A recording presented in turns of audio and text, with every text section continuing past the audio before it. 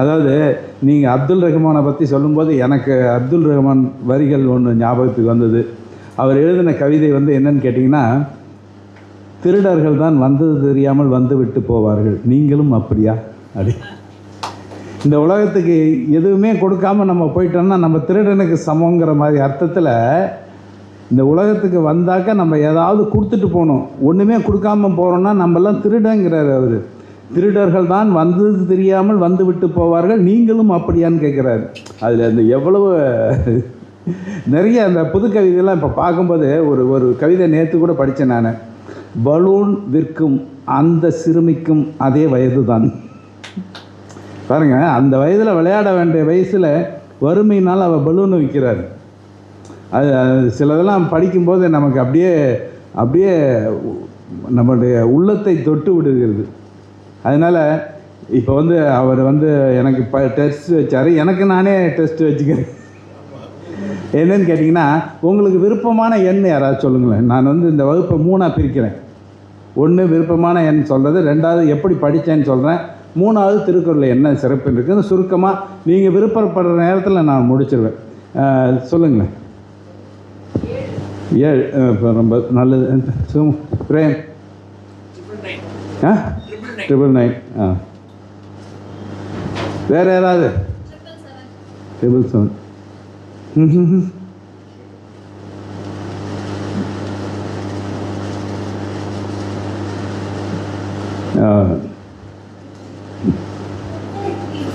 சரி சரி.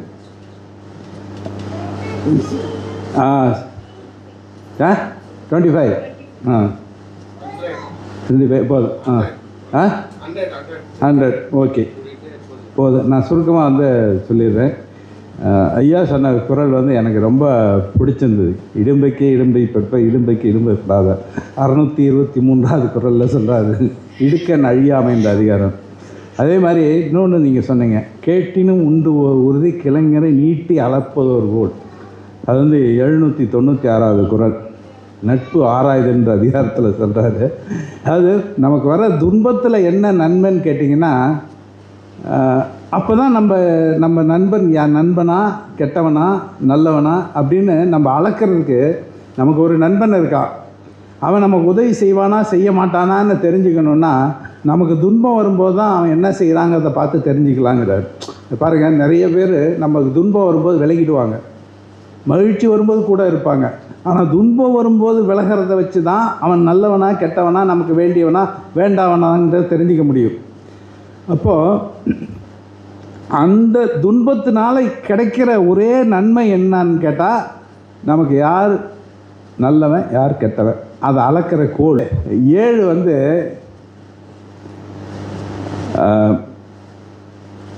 தனக்கூமை இல்லாதான் தாள் சேர்ந்தார்கல்லால் மனக்கவலை மாற்றல் அரிதுங்கிறார். அதாவது தனக்கு ஊமையே இல்லாதவன் யாருன்னு கேட்டால் அது வந்து இறைவனாக மட்டும்தான் இருக்க முடியும். அவனுடைய தாள் சேர்ந்தாருக்கு வந்து அவனுடைய அடி தொடர்றவனுக்கு வந்து எந்த துன்பமும் வராதுங்கிறார். இப்போ நான் குரல் கொடுத்துட்றேன், ஏன்னா நான் சொல்கிறது கரெக்டானு பார்க்கணும்ல. டெஸ்ட் வச்சு அதுக்கு மார்க் போடணும்ல. அதாவது தனக்குமே இல்லாதால் தாள் சேர்ந்தார்கல்லால் மனக்கவலை மாற்றல் அரிது அப்படிங்கிறார். அடுத்தது வந்து 999 வந்து அதை சொன்னாங்க. அதாவது அது வந்து பண்புடைன்ற அதிகாரம் 100வது அதிகாரத்தில் 9வது குறள். அவர் என்ன சொல்கிறாருன்னு கேட்டிங்கன்னா, சிரித்து வாழ தெரியாதவனுக்கு ராத்திரி ஒன்று தான் பகலும் ஒன்றுங்கிறார். நகல்வல்லர் அல்லார்க்கு மாயிரு ஞாலம் பகலும் பார்ப்பட்டென்று இருள்ங்கிறார். சிரித்து மகிழ்ச்சியாக வாழ தெரியாதவனுக்கு பகலும் ஒன்று தான் ராத்திரியும் ஒன்று தாங்கிறார். அப்போது பகலிரவுன்றதை பிரித்து பார்க்க தெரியணுன்னா கூட அவனுக்கு வந்து மகிழ்ச்சியாக வாழணும். மகிழ்ச்சியாக வாழ தெரியாதவனுக்கு எல்லாமே இரவு தான் அப்படிங்கிற ஒரு அர்த்தத்தில் சொல்கிறாரு. 53வது குறள், அது வந்து எனக்கு பிடித்த குறள். ஒரு மனிதனுக்கு வந்து எல்லாம் இருக்குது அப்படின்னா என்ன அர்த்தம்னு கேட்டாக்க, மனைவி நல்லவளாக இருக்கான்னு அர்த்தம். ஒரு மனிதனுக்கு எதுவுமே இல்லைன்னா அவன் நல்லவ இல்லைன்னு அர்த்தம். எவ்வளோ அழகாக சொல்கிறார் பாருங்க. இல்லதன் இல்லவள் மாண்பானா 53வது குறள். இல்லதன் இல்லாதது என்ன இருக்கிறது? இல்லவள் மாண்பானால், அவள் மாண்புக்குரியவராக சிறந்தவளாக இருந்தால் அதை விட சிறப்பு எதுவுமே இல்லை. அவனுக்கு இல்லைங்கிறதே எதுவும் இல்லைங்கிறாரு.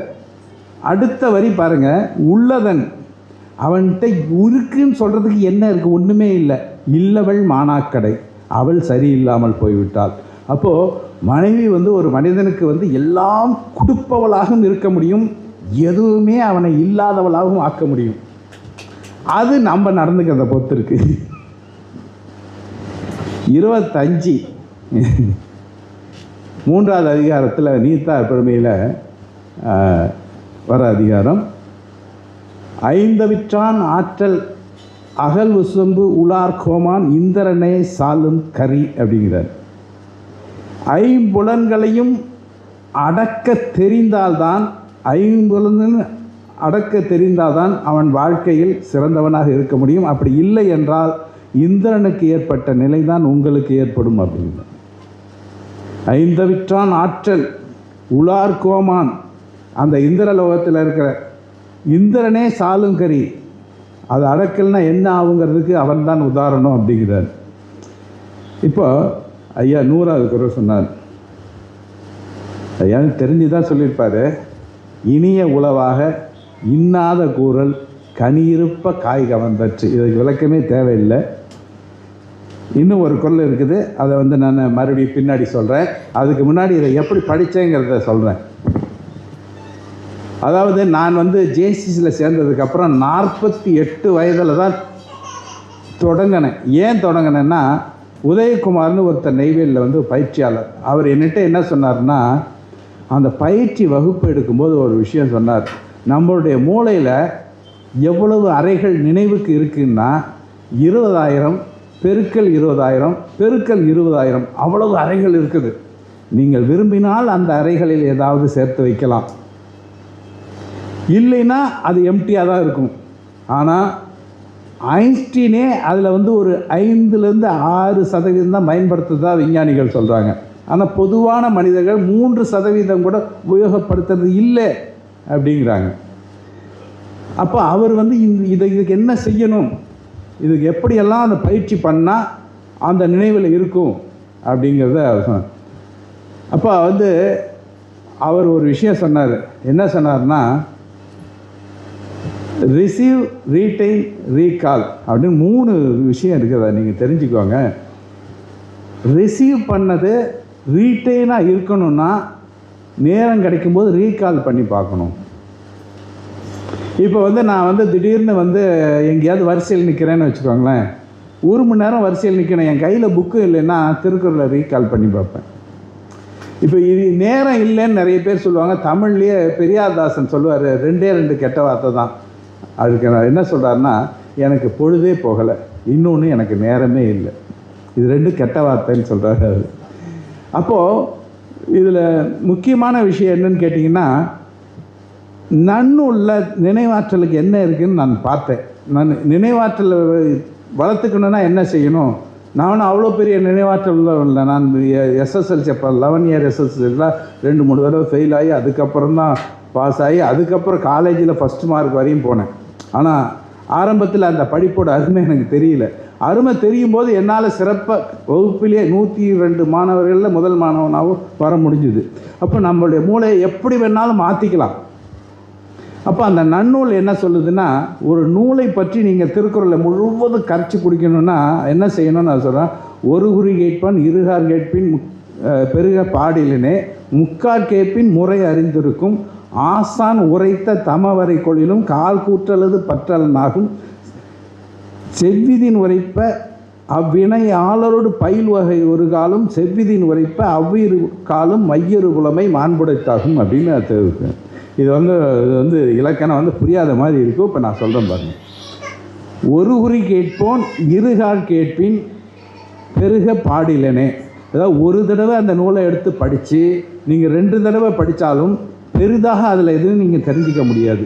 ஒரு உரி கேட்பின் இருகார் கேட்பின் பெருக பாடிலின், அதுலேருந்து நீங்கள் எதையும் கற்றுக்க முடியாது. முக்கார் கேட்பின், அதாவது 3வது தடவை அந்த நூலை நீங்கள் படித்தீங்கன்னா முறை அறிந்துரைக்கும். அந்த நூலை பற்றி உங்களால் ஓரளவுக்கு யாருக்காவது சொல்லித்தர முடியும், சொல்ல முடியும். இந்த நூல் இவ்வளவு சிறப்பு, திருக்குறளில் இவ்வளோ விஷயம் இருக்குன்னு. ஆசான் உரைத்த தம வரி கொளினும், ஒரு ஆசிரியர் வைத்து நீங்கள் அந்த நூலை கற்றுக்கொண்டாலும், ஒரு நூலை பற்றி 3 தடவை படிக்கிறேன், 4வது ஒரு ஆசிரியரை வச்சு கற்றுக்கிறேன். ஆசான் உரைத்த தமவரை கொளினும் கார்கூற்றலது பற்றலாம், கால் பகுதி தான் அந்த நூலை பற்றி அறிவு உங்களுக்கு வந்து சேரும். அப்போ நூலை பற்றி முழு அறிவு வரணும்னா என்ன செய்யணும்னு அந்த நன்னூல் சொல்லுதுன்னா, அவ்வினையாளரோடு பயில் வகை ஒரு காலம். இப்போ அருண் பாரதி மாதிரி அந்த திருக்குறள் பிடிச்சவங்களோட சேர்ந்து அந்த திருக்குறளை பற்றி பேசுறதுனால இன்னொரு கால் பகுதி வரும். அப்போ 50% அந்த நூலை பற்றி வந்துருச்சு. இன்னொரு 50 பகுதி எப்படி அந்த நூலை பற்றி அறிவு நமக்கு வரும்னு சொல்கிறாருன்னா, செவ்விதின் உரைப்ப அவ்விருகாலும் மையொரு புலமை மாண்புடைத்தாகும். அழகாக 10 பேருக்கு 100 பேருக்கு நீங்கள் அந்த நூலை பற்றி சிறப்பாக பேசினாதான் அவ்விருகாலும் அந்த 2 கால் பகுதியும் சேர்ந்து அந்த நூலை பற்றி நீங்கள் சிறப்பாக செஞ்சுக்கலாம், சிறப்பாக புரிஞ்சிக்கலாம், அந்த நூல் உள்ளே வந்து சேரும் அப்படிங்கிறார். அப்போது இதில் முக்கியமானது என்னென்னா, என்னுடைய நண்பர் ஒருத்தர் என்கிட்ட என்ன சொன்னார், நானும் உன்ன மாதிரி திருக்குறள் சொல்லணும், அதுக்கு நான் என்ன பண்ணுறதுன்னு கேட்டார். நான் என்ன சொன்னேன்னா, நீங்கள் என்ன மாதிரி சொன்னால் சொல்கிற மாதிரி நீங்கள் திருக்குறள் சொல்லணுன்னா ஒரு 10 குறள் படிங்க, நான் 4 நாள் கழித்து உங்கள் வீட்டுக்கு வரேன்,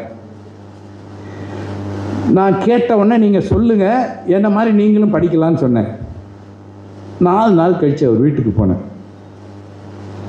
4 நாள் கழித்து படிச்சுட்டேன்னாரு. என் நண்பர் தான் படிச்சுட்டேன்னாரு. சரி 7வது குறள் சொல்லுங்க என்ன அப்படின்னாரு. அவருடைய மனைவி கிச்சனில் இருந்து சொன்னாங்க, தனக்குமே இல்லாதான் தாள் சேர்ந்தார்கல்லால் மனக்கவலை மாற்ற. இப்போ பாருங்கள், நான் படிக்க சொன்னது அவரை.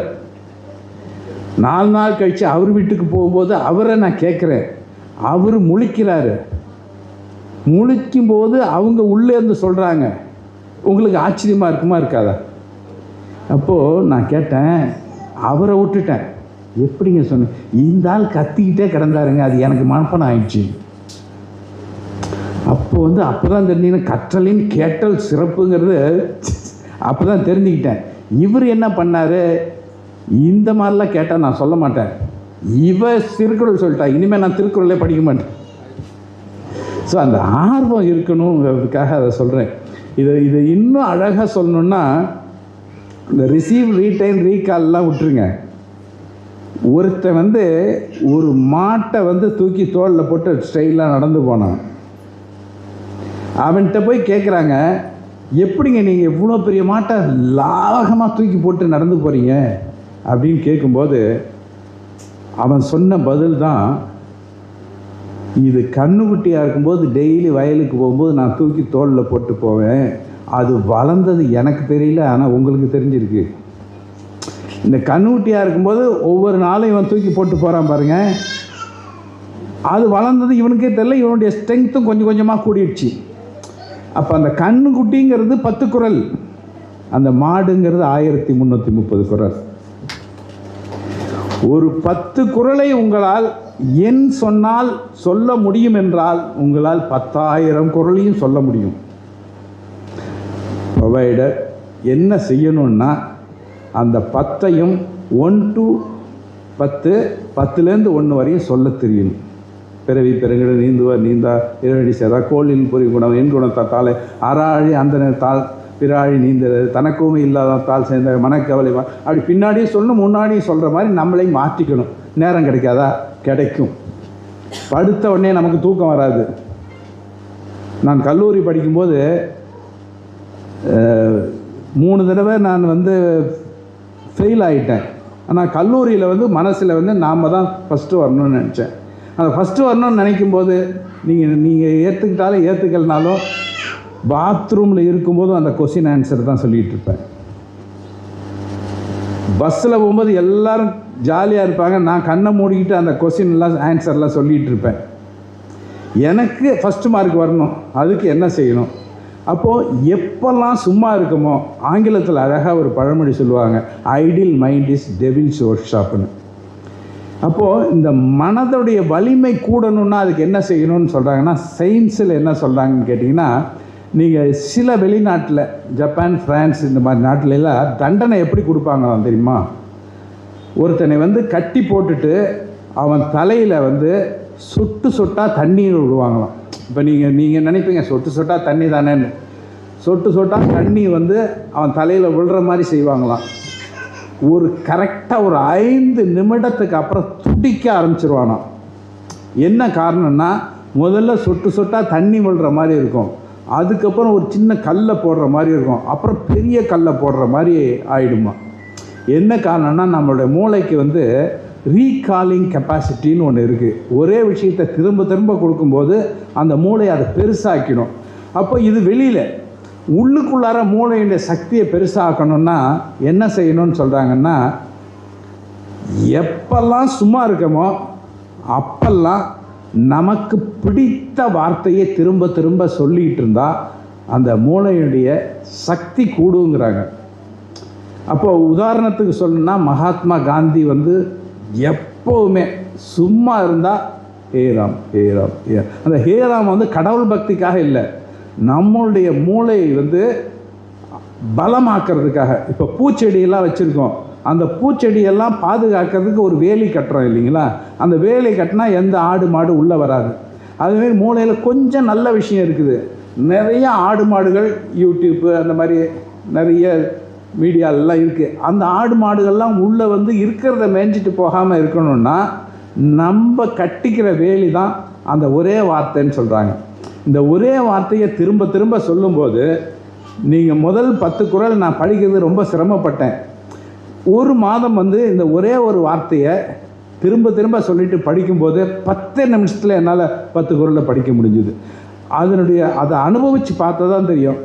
எப்பெல்லாம் அந்த வார்த்தையை சொல்லணுன்னா, எப்பெல்லாம் நம்ம சும்மா இருக்கோமோ, எப்பெல்லாம் சும்மா இருக்கணும்னா நிறைய நேரம் சும்மா இருக்கிறோம். நம்ம சும்மா இருக்கோங்கிறதே நமக்கு தெரியாது. இப்போ பஸ்ஸில் போவோம், வரிசையில் நிற்போம், படுத்த உடனே தூக்கம் வராது, சிலருக்கு உடனே வரும். என் மனைவிக்கெல்லாம் உடனே தூங்கிடுவாப்புல. என் பையன் ஒரு நாள் சின்ன குழந்தையாக இருந்தான். அவனும் அவங்க அண்ணனும் ரொம்ப சின்ன குழந்தை, 3ஆம் கிளாஸ் 2ஆம் கிளாஸ் படிக்கிற வயது தான். இவங்க என்ன செய்வாங்கன்னு கேட்டால்,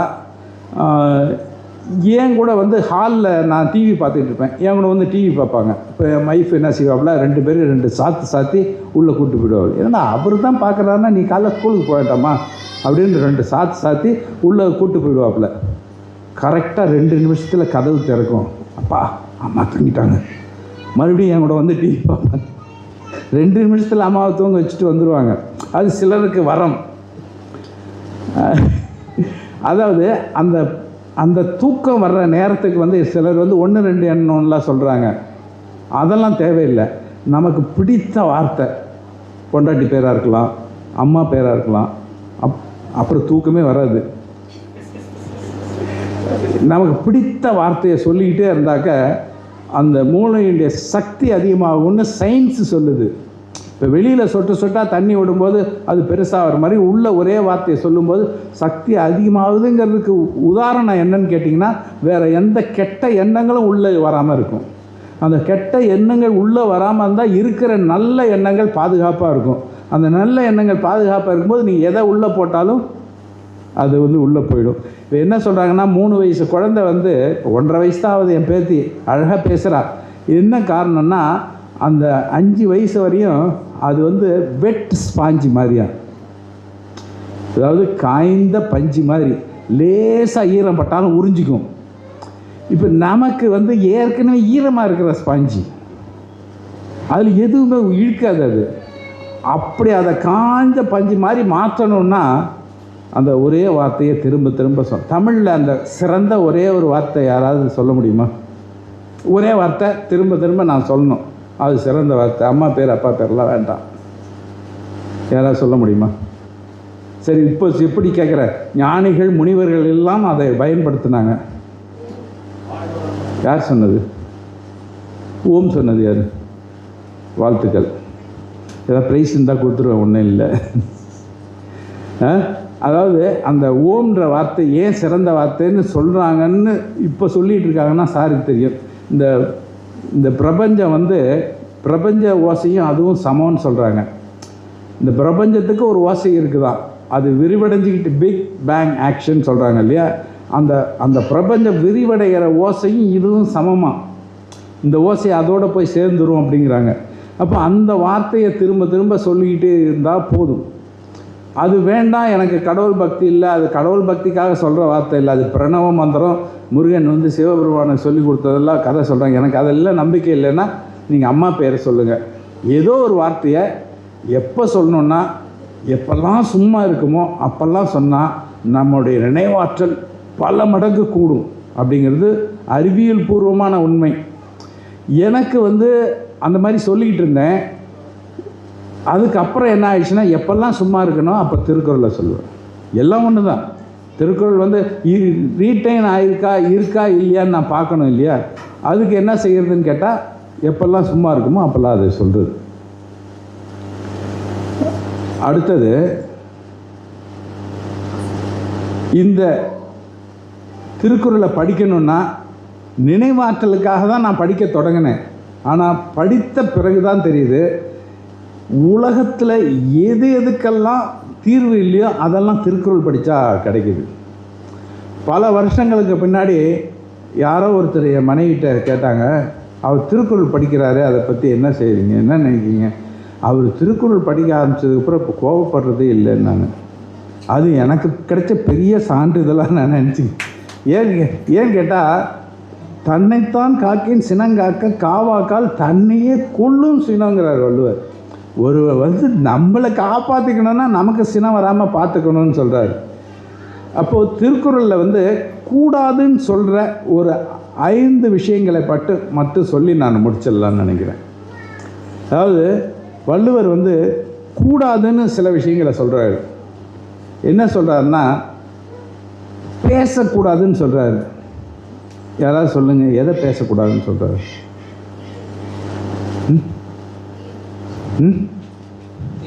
பேசக்கூடாது.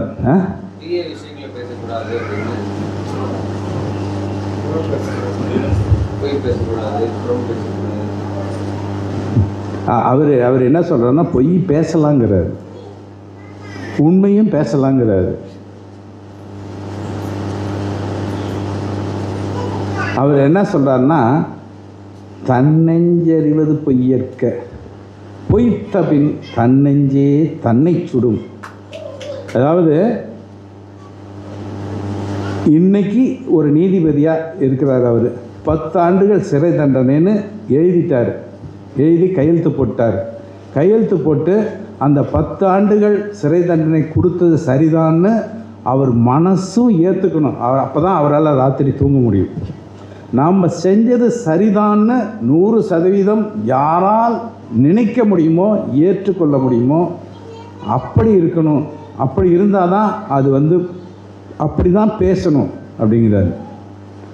நினைக்கக்கூடாதுன்னு எதை சொல்கிறார் திருவள்ளுவர்? நினைக்கக்கூடாதுன்னு சொல்கிறார். என்ன நிறைய அதெல்லாம் நினைக்கக்கூடாது. வள்ளுவர் சொல்கிறது கீ பாயிண்ட் என்னவா இருக்குன்னு அவர் என்ன சொல்கிறாருன்னா, உள்ளத்தால் உள்ளலும் தீவே பிறன் பொருளை கள்ளத்தால் கல்வேமென 382வது குறளில் சொல்கிறார். நீங்கள் வந்து மனசில் நினைச்சாலே நீ திருடன் தாங்கிறார். ஒரு வீடியோவில் நான் பார்த்தேன், ஒரு நாட்டுடைய ஜனாதிபதி நைஸாக ஒரு பேனாவை எடுத்து பையில் வைக்கிறார். என்கிட்ட இருக்குது அந்த வீடியோ. பெரிய வேர்ல்டு கான்ஃபரன்ஸ் நடக்குது. அப்படியே பார்க்குறாரு, இந்த கையில் பேனாவை எடுத்து டேபிளுக்கு கீழே போய் இந்த கையில் மாற்றி இந்த கையில் பையில் இதை ஒருத்த வீடியோ எடுத்துட்டான். அவர் என்ன சொல்கிறாருன்னா, நீ நினைச்சாலே நீ திருடன் தாங்கிறார். ஆடக்கூடாதுன்னு சொல்கிறாரு. என்னத்தை ஆடக்கூடாதுங்கிறாரு சொல்லுங்க, என்னவா இருக்கும்?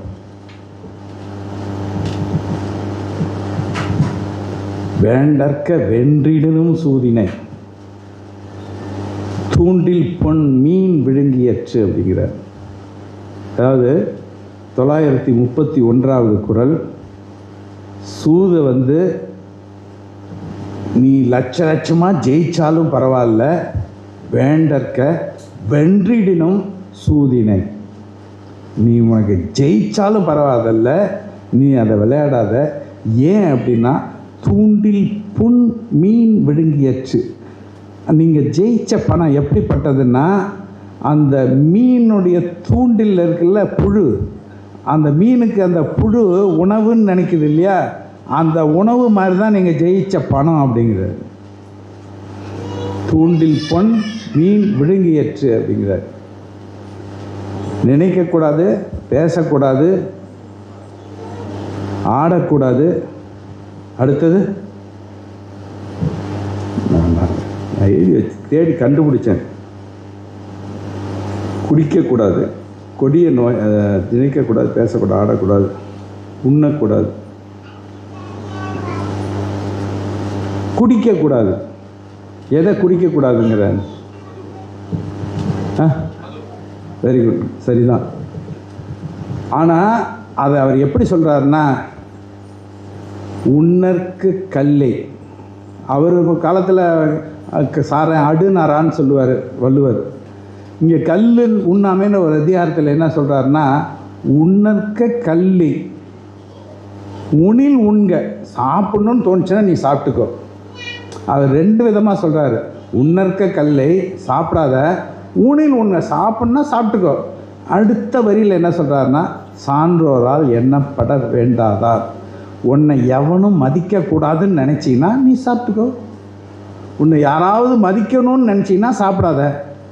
உன்னை யாராவது மதிக்கணும்னு நினச்சா சாப்பிடாத. மதிக்கக்கூடாதுன்னு நினச்சா பரவாயில்ல, சாப்பிட்டுக்கோ. ஆப்ஷன் கொடுக்குறாரு. சாப்பிடாத, வேணும்னா சாப்பிட்டுக்கோ. அடுத்தது உண்ணக்கூடாதுங்கிறார். அது என்னவா இருக்கும்னு நினைக்கிறீங்க? 257வது குறளில் அவர் வந்து புலால் உண்ணக்கூடாதுங்கிறார். அது உண்ணக்கூடாதுங்கிறது சரி, ஆனால் அதை எப்படி சொல்கிறாரு தெரியுங்களா? அதாவது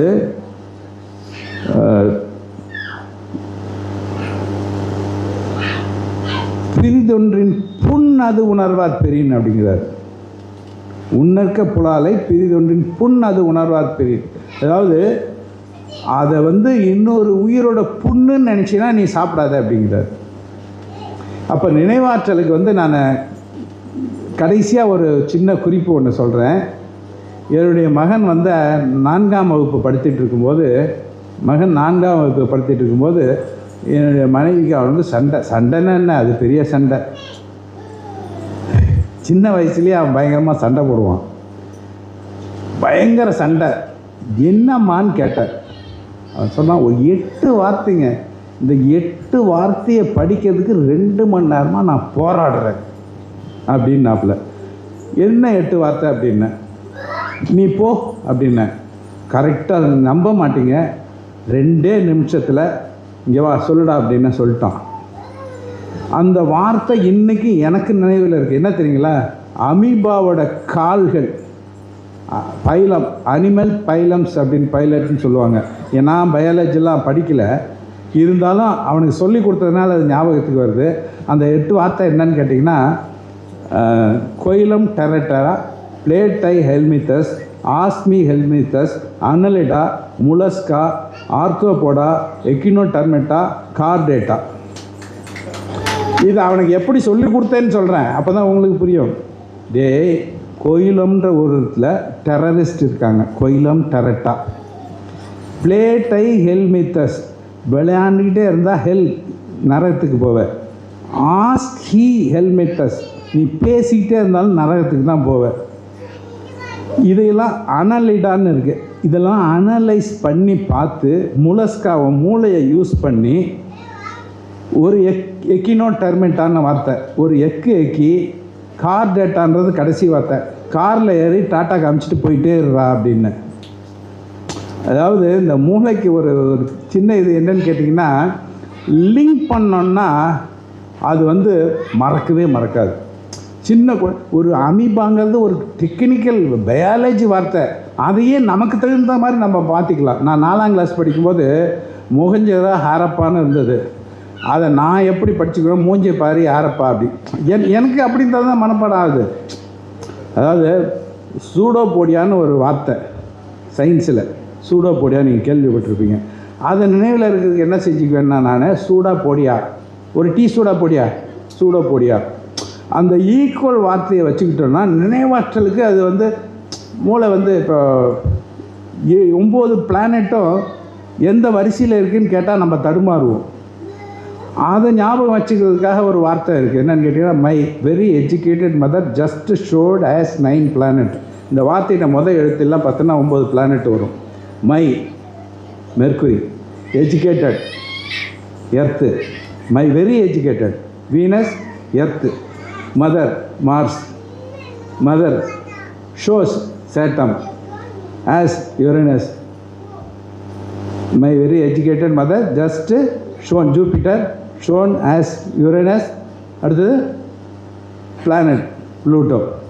இந்த வார்த்தையை வச்சுக்கிட்டா போதும், நம்ம மறந்துட்டால் கூட அப்படி வரிசையாக வரும். இந்த மூளைக்கு வந்து முடிச்சது டைம் ஆச்சு, தலைவர் சொல்லிட்டார். இப்போ கடைசியாக உங்களுக்கு ஒரு டெஸ்ட்டு. நான் ஒரு 10 வார்த்தை சொல்லுவேன், அதை யார் திருப்பி கரெக்டாக சொல்கிறாங்களோ அவங்களுக்கு ப்ரைஸு. நான் இவ்வளோ தூரம் சொல்லிக் கொடுத்த அந்த டெக்னிக்கலை உபயோகப்படுத்தி பையன், காகிதம், கப்பல், ஆறு, காற்று, புயல், சுழல், பயம், ஓட்டம், ஆட்டோ, பஸ், கார், வீடு, அம்மா, அப்பா, பூட்டு, சாவி. இது யாராவது சொன்னீங்கன்னா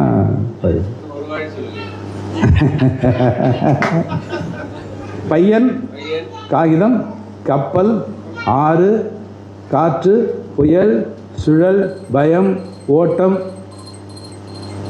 ஆட்டோ, பஸ்ஸு, காரு, வீடு, பூட்டு, சாவி, அம்மா, அப்பா.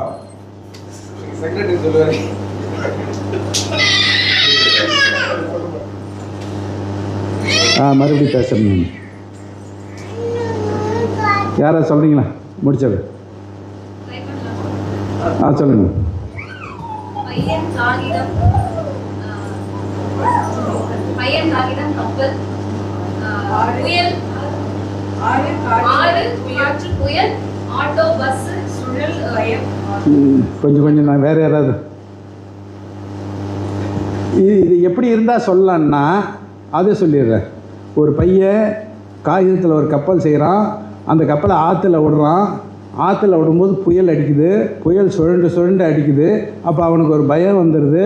பயம் வந்த உடனே வேகமாக போய் ஏதாவது வீட்டுக்கு போகணுங்கிறதுக்காக ஆட்டோ பிடிக்கிறான், அப்புறம் பஸ் பிடிக்கிறான், அப்புறம் ஒரு கார் கிடைக்குது.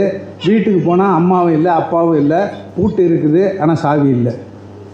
இந்த படித்த விஷயங்களை ஒரு கதையாக மாற்றி உள்ளே வைத்து கொண்டால் அது நீண்ட நாள் நினைவில் இருக்கும். அப்படிங்கிறது எப்பவுமே மூளைக்கு வந்து ஒன்றோடு சேர்த்து இணைத்து பண்ணும்போது அதை ரொம்ப நாள் ஞாபகம் வச்சுக்கும் அப்படிங்கிறதுக்காக சொல்கிறாங்க.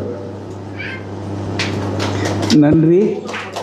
கரும்பு போல் படகை வேண்டும், கடலை போல் பறந்திருக்கும் உள்ளம் வேண்டும், அரும்பு போல் மனம் வேண்டும், ஆராய்ந்து பேசுகின்ற ஆற்றல் வேண்டும், நரம்பு போல் முறுக்கான கொள்கை வேண்டும், நாணலை போல் சான்றோர்க்கு பணிதல் வேண்டும் என்று சொல்லி விடைபெறுகிறேன். நன்றி, வணக்கம்.